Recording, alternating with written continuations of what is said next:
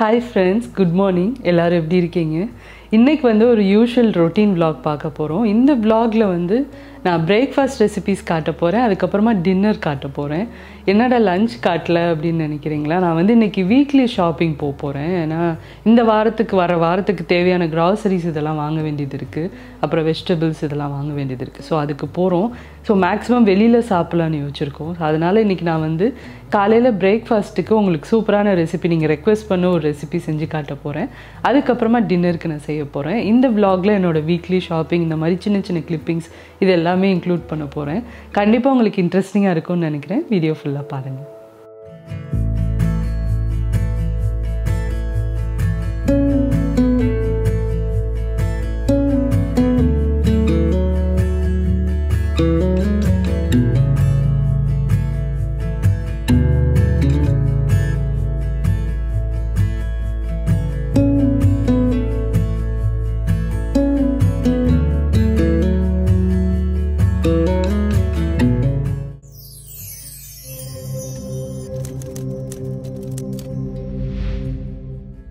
இப்போ ரீசெண்டா ஒரு vlogல வந்து நான் சீஸ் ஆம்லெட் செய்யற ரெசிபியோட கிளிப்பிங்ஸ் நான் வந்து காட்டியிருந்தேன். அதுல வந்து நான் கேட்டிருந்தேன் இந்த மாதிரி கமெண்ட்ஸ்ல சொல்லுங்க யாருக்கெல்லாம் அந்த ரெசிபி வந்து டீடைலா காட்டணும் அப்படினு. ஒரு சிலர் வந்து கமெண்ட் போட்டுருந்தீங்க இந்த டீடைலா காட்ட சொல்லி. இன்னைக்கு நான் வந்து உங்களுக்கு நான் செஞ்சு காட்ட போறேன். இந்த சீஸ் ஆம்லெட் வந்து ரொம்ப காம்ப்ளிகேட்டட்லாம் கிடையாது. ரொம்ப சிம்பிள். நம்ம நார்மல் ஆம்லெட் செய்யற மாதிரி தான். பட் கொஞ்சம் வேரியேஷன்ஸ் நம்ம பண்ணுவோம். இதுல கொஞ்சம் வெஜிடபிள்ஸ் அதுக்கு அப்புறமா கீரை இதெல்லாம் சேர்த்து பண்றது. ரொம்ப ஃபில்லிங்கா இருக்குங்க. டேஸ்டும் ரொம்ப சூப்பரா இருக்கும். வாரத்துல ஒரு நாள் வந்து நான் பிரேக்ஃபாஸ்ட்க்கு இது ரெகுலரா பண்ணுவேன். இந்த ஆம்லெட்டை பொறுத்த வரைக்கும் நல்லா உங்களுக்கு ஃப்ளஃபியா இருக்கும். கொஞ்சம் ஃபில்லிங்கா இருக்கும் நல்லா. ஒரு ஆளுக்கு வந்து 2 முட்டை சேர்த்து நீங்க பண்ணீங்க அப்படினா ரொம்ப நல்லா இருக்கும். அது கூட கொஞ்சம் ஃப்ரூட்ஸ் இந்த மாதிரி தான் நான் வந்து பிரேக்ஃபாஸ்ட் சர்வ் பண்ணுவேன். வாரத்துல ஒரு நாள். ஏன்னா சீஸ் சேர்க்கறனால நம்ம ரெகுலரா சாப்பிட முடியாது. வெயிட் லாஸ் பண்ணணும்னு நினைக்கிறவங்க. மற்றபடி நீங்க குழந்தைங்களுக்குலாம் கொடுக்கணும் அப்படின்னு நினைச்சீங்கன்னா வாரத்துல ஒரு 2-3 நாள் கூட நீங்க சேர்த்துக்கலாம். ரொம்ப நல்லா இருக்கும். ரொம்ப சிம்பிள். இதுக்கு வந்து கொஞ்சம் வெஜிடபிள்ஸ் அதாவது மஷ்ரூம், வெங்காயம் இதெல்லாம் நறுக்க வேண்டியது இருக்கு. அப்புறமா கொஞ்சம் கீரை இதெல்லாம் சேர்த்து நம்ம பண்ண போறோம். அதுதான் இன்னைக்கு பிரேக்ஃபாஸ்ட்க்கு செய்ய போறேன். இப்போ நம்ம வந்து வெஜிடபிள்ஸ் கட் பண்ணிட்டு எப்படி இந்த ஆம்லெட் செய்யறதுன்றதை பார்க்கலாம். சீஸ் ஆம்லெட் செய்கிறதுக்கு நம்மளுக்கு வந்து கொஞ்சம் வெஜிடபிள்ஸ் தேவைப்படும். இதில் நீங்கள் வந்து உங்களோட விருப்பத்துக்கு ஏற்ற மாதிரி வெஜிடபிள்ஸ் ஆட் பண்ணலாம். ஆனால் பேசிக்காக நீங்கள் பார்த்தீங்கன்னா இதில் கண்டிப்பாக வெங்காயம், மஷ்ரூம், கீரை இது 3 ஆட் பண்ணிக்கோங்க. இதுதான் இதில் டேஸ்ட் ரொம்ப நல்லாயிருக்கும். நீங்கள் எக்ஸ்ட்ரா தேவை அப்படின்னா கேப்சிகம் ஆட் பண்ணிக்கலாம். இல்லைன்னா ஸ்வீட் கார்ன் இது கூட ஆட் பண்ணிக்கலாம். சரி, நான் இன்றைக்கி வந்து பார்த்திங்கன்னா வெங்காயம் பொடியை கட் பண்ணி எடுத்திருக்கேன். அடுத்ததாக கொஞ்சம் மஷ்ரூம் எடுத்திருக்கேன். பாலாக்கீரை இருக்கும் இல்லையா, அந்த கீரை வந்து நான் எடுத்திருக்கேன். ஸ்பினாச்சுன்னு சொல்லுவோம். அந்த கீரை வந்து நான் இங்கே கொஞ்சம் எடுத்திருக்கேன். ஸோ இது 3 தான் இந்த ஆம்லேட்டுக்கு நம்ம யூஸ் பண்ண போகிற காய்கறிகள். இதை வந்து அப்படியே நம்ம பச்சையாக சேர்க்கக்கூடாது. இதை கொஞ்சம் ஃபஸ்ட்டு வதக்கிட்டு அதுக்கப்புறமா நம்ம வந்து முட்டையோடு கலந்து ஆம்லேட் செய்ய போகிறோம். இப்போ இதில் நான் யூஸ் பண்ண போகிற ஆயில் பார்த்தீங்கன்னா ஆலிவ் ஆயில் எடுத்திருக்கேன். அதில் வந்து 1 டீஸ்பூன் அளவுக்கு நான் ஒரு பேனில் சேர்த்துருக்கேன். இப்போ நம்ம கட் பண்ணி எடுத்து வச்சுருக்க காய்கறிகள்லாம் ரெடியாக இருக்குது. ஃபஸ்ட்டு வந்து இதில் வெங்காயத்தை சேர்த்துக்கலாம். வெங்காயம் வந்து நான் ஒரு மீடியம் சைஸ் வெங்காயத்தை பொடியாக கட் பண்ணி எடுத்திருக்கேன். இது வந்து ரொம்ப நம்மளுக்கு ப்ரௌனாலாம் ஆக தேவையில்ல. கொஞ்சம் அப்படியே கலர் மாதிரி வரும் இல்லையா, அந்த ஸ்டேஜில் அடுத்த காய்கறிகள்லாம் நீங்கள் சேர்த்துக்கலாம். அதே மாதிரி இதில் வந்து இஞ்சி பூண்டெல்லாம் சேர்க்க தேவையில்லை. இப்போ வந்து வெங்காயம் ஓரளவுக்கு வதங்கினதுக்கப்புறமா நம்ம தின்ன ஸ்லைஸ் பண்ணி வச்சுருக்க மஷ்ரூம் சேர்த்துக்கலாம். இது நான் வந்து கட் பண்ணுறதுக்கு முன்னாடியே நல்லா தண்ணியில் கழுவி சுத்தப்படுத்தி எடுத்து வச்சுட்டு அதுக்கப்புறமா கட் பண்ணியிருக்கேன். இப்போ மஷ்ரூம் சேர்த்ததுக்கப்புறமா இதையும் கொஞ்சம் நல்லா வதக்கிக்கோங்க. இதுவும் பாதி வதங்கினதுக்கப்புறமா நம்ம நறுக்கி எடுத்து வச்சுருக்க கீரையும் சேர்த்துடலாம். கீரை சேர்த்ததுக்கப்புறமா கொஞ்ச நேரத்தில் உங்களுக்கு வந்து நல்லா சுருங்கி வர ஆரம்பிக்கும். அதுக்கு முன்னால் இந்த ஆம்லேட்டுக்கு தேவையான அளவு உப்பு நம்ம சேர்த்துக்கலாம். இப்போ நல்லா அதை வந்து வதக்கிடுங்க. மஷ்ரூமும் கீரையும் நல்லா வதங்கி வந்துடும். ஏன்னா மஷ்ரூம்லாம் நான் வந்து தின்னாக தான் ஸ்லைஸ் பண்ணியிருக்கேன். அதெல்லாம் ரொம்ப குவிக்காகவே உங்களுக்கு வந்து வதங்கிடும். இப்போ பாருங்கள், நல்லா வதங்கினதுக்கப்புறமா குவான்டிட்டி வந்து நல்லா சுருங்கிருச்சு. இப்போ நம்ம வந்து தேவையான அளவு பெப்பர் சேர்த்துக்கலாம். இதில் வந்து நான் ஒரு 3/4 டீஸ்பூன் பக்கம் பெப்பர் சேர்க்குறேன். ஏன்னா வந்து சில்லி ஃப்ளேக்ஸும் நான் இது கூட சேர்க்க போகிறேன். அதனால் நம்ம வந்து பெப்பர் தேவையான அளவு சேர்த்துக்கலாம். இப்போ இது எல்லாத்தையும் நல்லா மிக்ஸ் பண்ணி விட்டுடலாம். அவ்வளோதாங்க. இப்போ இந்த மிக்சர் ரெடி ஆயிடுச்சு. இப்போ ஒரு பவுல் எடுத்துக்கலாம். அதில் வந்து நம்ம தேவையான அளவு முட்டை சேர்த்துக்கலாம். நான் இன்னைக்கு வந்து 4 முட்டை சேர்க்கிறேன்.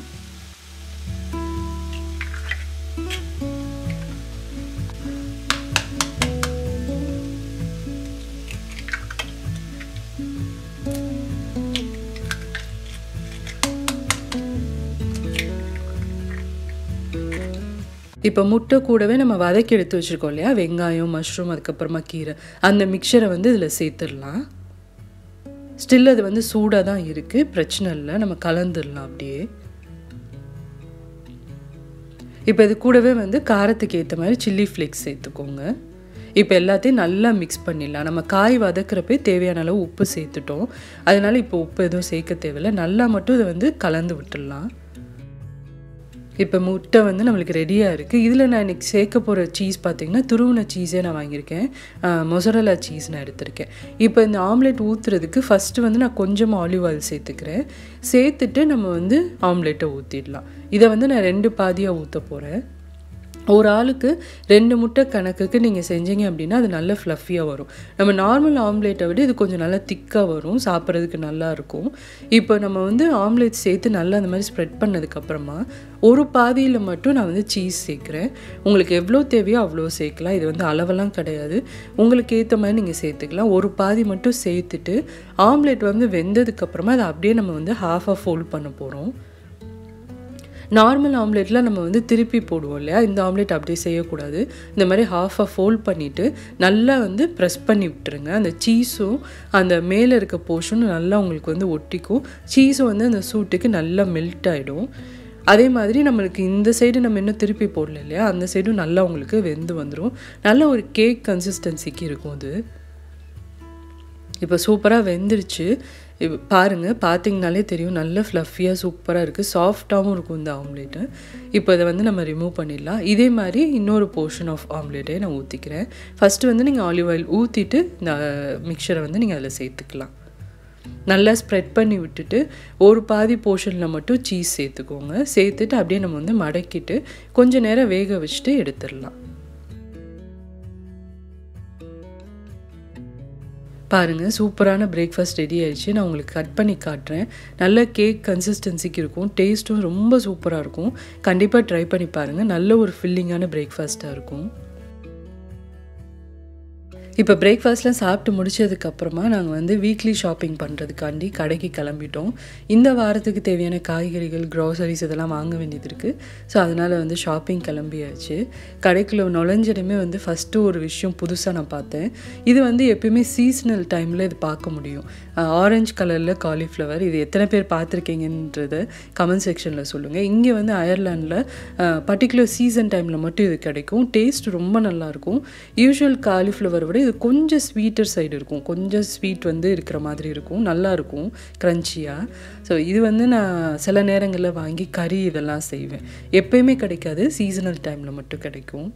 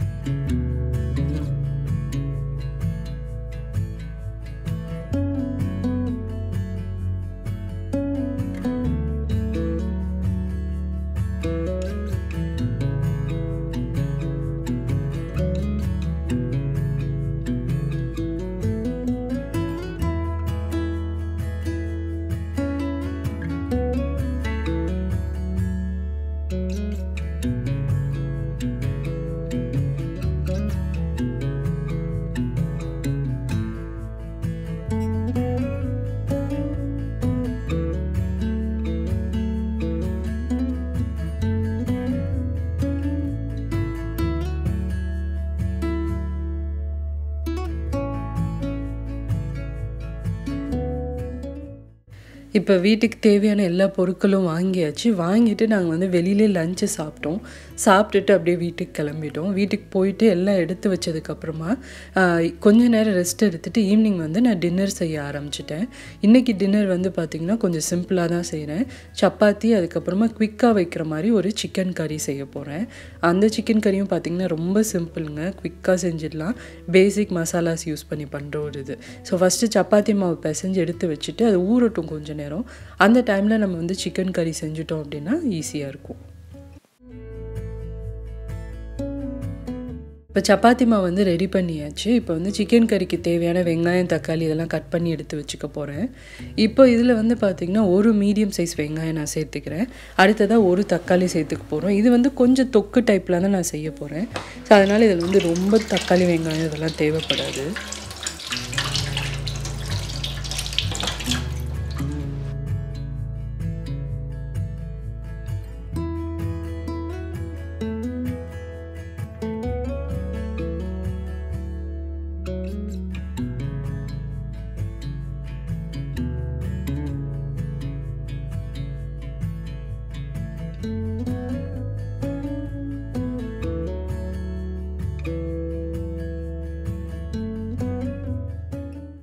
இப்போ சிக்கன் கறிக்கு தேவையான தக்காளி, வெங்காயம், அதுக்கப்புறமா கொத்தமல்லி, கருவேப்பிலை எல்லாமே ரெடியாக எடுத்து வச்சுட்டேன். இப்போ இந்த கறி செய்கிறதுக்கு இங்கே ஒரு பேன் நான் சூடு பண்ணிக்கிறேன். பேன் நல்லா சூடானதுக்கப்புறமா ஒரு 2 டேபிள் ஸ்பூன் பக்கம் எண்ணெய் சேர்த்துக்கலாம். இப்போ நம்ம இதில் தாளிக்கிறதுக்கு வந்து நம்ம கரம் மசாலா பொருட்கள்லாம் சேர்க்க போகிறோம். ஒரு 2-3 பீஸ் அளவுக்கு ஏலக்காய் சேர்க்குறேன். அடுத்ததாக கொஞ்சமாக கிராம்பு சேர்க்குறேன். ஒரு துண்டு பட்டை சேர்த்துக்கலாம். அடுத்ததாக கொஞ்சம் கல்பாசி சேர்க்குறேன். அடுத்ததாக ஒரு 2-3 பீஸ் அளவுக்கு அன்னாச்சி பூன்னு சொல்லுவோம் இல்லையா, அது சேர்த்துருக்கேன். அடுத்ததாக 1/2 டீஸ்பூன் அளவுக்கு சோம்பு சேர்த்துக்கலாம். அதெல்லாம் நல்லா பொரிஞ்சதுக்கப்புறமா கொஞ்சம் கருவேப்பிலையும் சேர்த்துக்கிறேன். இப்போ நம்ம நறுக்கி எடுத்து வச்சுருக்க ஒரு மீடியம் சைஸ் வெங்காயத்தை இதில் சேர்த்துக்கலாம். இப்போ வெங்காயம் சேர்த்ததுக்கப்புறமா நல்லா அதை வந்து வதங்கணும். ரொம்ப உங்களுக்கு வந்து ப்ரௌன் ஆக தேவையில்லை. ஓரளவுக்கு ப்ரௌன் ஆனனுமே நம்ம வந்து இஞ்சி பூண்டு பேஸ்ட்டும் சேர்த்து நல்லா பச்சை வாசம் போகிற வரைக்கும் வதக்கணும். அப்படின்னா வெங்காயமும் உங்களுக்கு கரெக்டாக வதங்கி வந்துடும், இஞ்சி பூண்டோட பச்சை வாசமும் போயிடும். இப்போ நான் 1/2 டீஸ்பூன் அளவுக்கு இஞ்சி பூண்டு சேர்த்துருக்கேன். அதையும் சேர்த்துட்டு நல்லா அதை வந்து வதக்கி விட்டுடலாம். இப்போ நல்லா வதங்கிருச்சு. அடுத்ததாக ஒரு மீடியம் சைஸ் தக்காளியை நான் அதில் சேர்த்துக்கிறேன். இப்போ தக்காளி வந்து நல்லா உங்களுக்கு மசிஞ்சு வரணும்.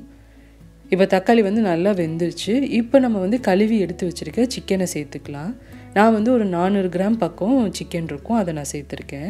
இப்போ சிக்கன் சேர்த்த உடனே மசாலா எல்லாம் சேர்க்காமல் நல்லா அந்த எண்ணெயிலே ஃபஸ்ட்டு நல்லா மிக்ஸ் பண்ணி விட்டுடலாம். மிக்ஸ் ஆனதுக்கப்புறமா நம்ம வந்து தேவையான அளவு மசாலா அதெல்லாம் சேர்த்துக்க போகிறோம். இந்த மாதிரி செய்கிறப்போ உங்களுக்கு அந்த டேஸ்ட் வந்து நல்லாயிருக்கும். அப்படி ட்ரை பண்ணி பாருங்கள். இப்போ வந்து சிக்கன் நல்லா வதங்கிருச்சு. இந்த ஸ்டேஜில் நான் வந்து ஒரு 1/4 டீஸ்பூன் அளவுக்கு மஞ்சத்தூள் சேர்க்குறேன். 2 டீஸ்பூன் அளவுக்கு குழம்பு மிளகாய்த்தூள் சேர்த்துக்கலாம். அடுத்ததாக ஒரு 1/2 டீஸ்பூன் அளவுக்கு காஷ்மீரி மிளகாய்த்தூள் சேர்க்குறேன். இது வந்து நல்ல கலர் கொடுக்கும், பிரைட் கலர், அதுக்காண்டி இது வந்து எக்ஸ்ட்ரா சேர்க்குறேன். இப்போ அடுத்ததாக இந்த சிக்கன் கிரேவிக்கு தேவையான அளவு உப்பு சேர்த்துக்கலாம். சேர்த்துட்டு இப்போ ஃபஸ்ட்டு இந்த மசாலாவை நல்லா பச்சை வாசம் போகிற அளவுக்கு அந்த எண்ணெயில் நல்லா வதக்கிடலாம். வதக்குனதுக்கப்புறமா தேவையான அளவு தண்ணி சேர்த்துக்கலாம். இந்த கிரேவியை வந்து நீங்கள் குழம்பு டைப்லேயும் பண்ணலாம், தேங்காய்லாம் அரைச்சி விட்டு. இல்லைன்னா செமி கிரேவியாக இன்றைக்கி நான் பண்ணுற மாதிரி பண்ணலாம். இல்லாட்டி கொஞ்சம் ட்ரையாக பண்ணுறதுனாலும் நீங்கள் பண்ணலாம். ஸோ ஆல் இன் ஒன் மாதிரி சேம் ரெசிபி தான். தண்ணி அளவு மட்டும் நீங்கள் அதுக்கேற்ற மாதிரி சேர்த்துக்கணும். இப்போ நான் இன்றைக்கி வந்து செமி கிரேவியாக பண்ணுறனால நான் அதுக்கேற்ற மாதிரி தண்ணி சேர்த்துக்கிறேன். ஏன்னா சிக்கனில் இருந்து கொஞ்சம் தண்ணி விடும் வெந்ததுக்கப்புறமா. இப்போ தண்ணி சேர்த்ததுக்கப்புறமா நல்லா அதை வந்து கொதிக்கட்டும். ஒரு 20 நிமிஷமாவது ஆகும் சிக்கன் வெந்து வர்றதுக்கு. ஸோ நல்லா இப்போ பாருங்கள், நல்லா கொதிச்சிட்ருக்கு. அப்பப்போ கிளறி விட்டீங்க அப்படின்னா ஈவனாக எல்லா பீசஸும் உங்களுக்கு நல்லா வெந்து வரும். இப்போ பாருங்கள், நல்லா வந்து ட்ரை ஆக ஆரம்பிச்சிருச்சு. 20 நிமிஷம் பக்கம் ஆயிடுச்சு, சிக்கன் வெந்துருச்சு. இப்போ நான் கடைசியாக அதில் வந்து ஒரு 1/4 டீஸ்பூன் அளவுக்கு கரம் மசாலா தூள், காரத்துக்கு ஏற்ற மாதிரி மிளகு தூள் சேர்த்துருக்கேன். அடுத்ததாக நிறைய கொத்தமல்லி கட் பண்ணி வச்சுருந்தேன், அதையும் சேர்த்துருக்கேன். இப்போ நல்லா அதை வந்து மிக்ஸ் பண்ணி விட்டுடலாம்.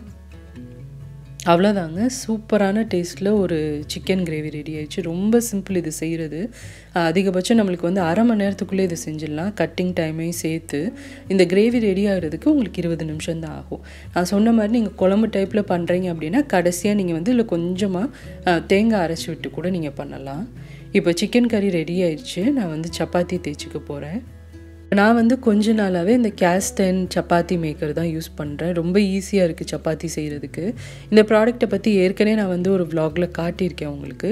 இந்த ப்ராடக்ட் வாங்கணும்னு நினச்சிங்கன்னா அதோட டிஸ்கிரிப்ஷன் லிங்க் வந்து நான் கொடுத்துருக்கேன், செக் பண்ணி பாருங்கள்.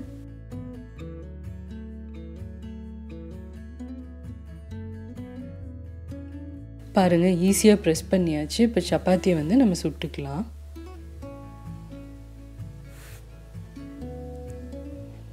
ரொம்ப ஈஸியாக இருக்குது இந்த சப்பாத்தி மேக்கர். ஏன்னா உங்களுக்கு வந்து ஈவன் சைஸஸில் வருது சப்பாத்தி எல்லாமே.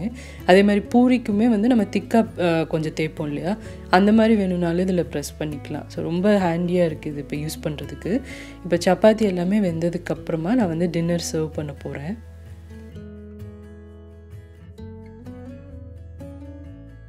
இப்போ சப்பாத்தி ரெடி ஆயிடுச்சு. இதே மாதிரி பாக்கி இருக்க சப்பாத்தியும் செஞ்சுட்டு நான் வந்து டின்னர் சர்வ் பண்ண போகிறேன். இன்றைக்கி டின்னர் வந்து சூப்பரான ஒரு சிம்பிள் டின்னர் தான். சப்பாத்தி, அதுக்கப்புறமா சிம்பிளாக செஞ்ச ஒரு சிக்கன் கிரேவி. ரொம்ப சிம்பிளான ரெசிபி தான். கண்டிப்பாக இன்றைக்கி நான் செஞ்சு காட்டின அந்த 2 ரெசிபிஸையும் நீங்கள் ட்ரை பண்ணி பாருங்கள். ரொம்ப நல்லாயிருக்கும், டேஸ்ட்டாகவும் இருக்கும், சிம்பிளாகவும் செஞ்சிடலாம். ட்ரை பண்ணிங்க அப்படின்னா உங்களோட ஃபீட்பேக் அண்ட் கமெண்ட்ஸை என் கூட ஷேர் பண்ணிக்கோங்க. இந்த vlog பிடிச்சிருந்தது அப்படின்னா இந்த வீடியோக்கு ஒரு லைக் கொடுங்க. சேனலுக்கு இன்னும் சப்ஸ்கிரைப் பண்ணாதவங்க மறக்காமல் சுஜிஸ் கிச்சனுக்கு சப்ஸ்கிரைப் பண்ணுங்கள். இதே மாதிரி நிறைய இன்ட்ரெஸ்டிங்கான vlogs, ரெசிபீஸோடு அடுத்து உங்களை நான் மீட் பண்ணுறேன். சுஜிஸ் கிச்சன், எளிய பாரம்பரிய சமையலின் தொகுப்பு.